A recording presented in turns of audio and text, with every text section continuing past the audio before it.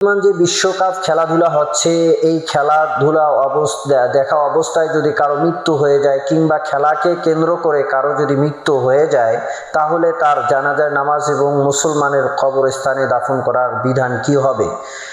প্রিয় দেশবাসী, বর্তমানে যে খেলাধুলা হচ্ছে, এই খেলাধুলা দেখা হারাম। যেহেতু এই খেলাধুলা অনেক মুনকারাতের সঙ্গে জড়িত, এখানে অনেক অশ্লীলতা রয়েছে। এই খেলা দেখতে সতরবিহীন যারা খেলাধুলা করছে তা দেখা হচ্ছে। তারপর এই খেলাধুলায় উন্মাদ মেলামেশা, পুরুষ মহিলার মেলামেশা, এগুলো সব কিছু ভিডিও দেখানো হয়।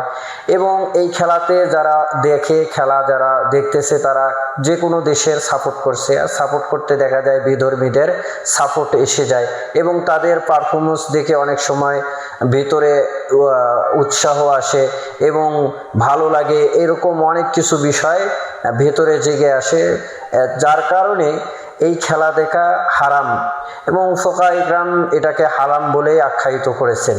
তো হারাম কাজ যেহেতু খেলা দেখায়, সুতরাং এই খেলা দেখা অবস্থায় যদি কারো মৃত্যু হয়ে যায় কিংবা খেলাকে কেন্দ্র করে কারো যদি মৃত্যু হয়ে যায়, যেমন পরাজয় হয়েছে যার কারণে দুঃখ পেয়ে মৃত্যুবরণ করছে, কিংবা খেলাকে কেন্দ্র করে ঝগড়া করে মৃত্যু হয়ে যাচ্ছে বাড়াবাড়ি করার কারণে, যেমন বিগত হয়েছে।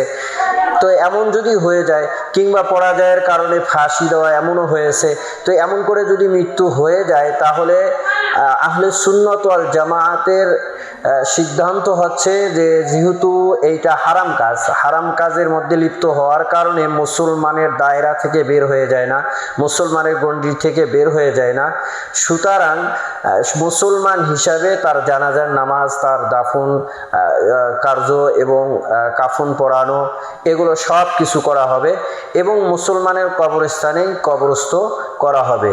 তবে হ্যাঁ, যেহেতু গুনাহের হালতে কিংবা গুনাহকে কেন্দ্র করেই মৃত্যু হয়েছে, হারাম কাজের সাথে জড়িত থাকা অবস্থায় মৃত্যু হয়েছে, এই জন্য যারা মুক্তাদা রয়েছে, যারা মুআজ্জাজ সম্মানী ব্যক্তি রয়েছে, ইমামগণ রয়েছে, ওলামা ইকরাম যারা রয়েছে, তারা এই জানাজায় অংশগ্রহণ করবে না শিক্ষা দেওয়ার জন্য। যে রাসূলুল্লাহ সাল্লাল্লাহু আলাইহি ওয়াসাল্লাম এমন করেই সাহাবীদেরকে বলেছেন যে সল্লু আলা সাহিবিকুম।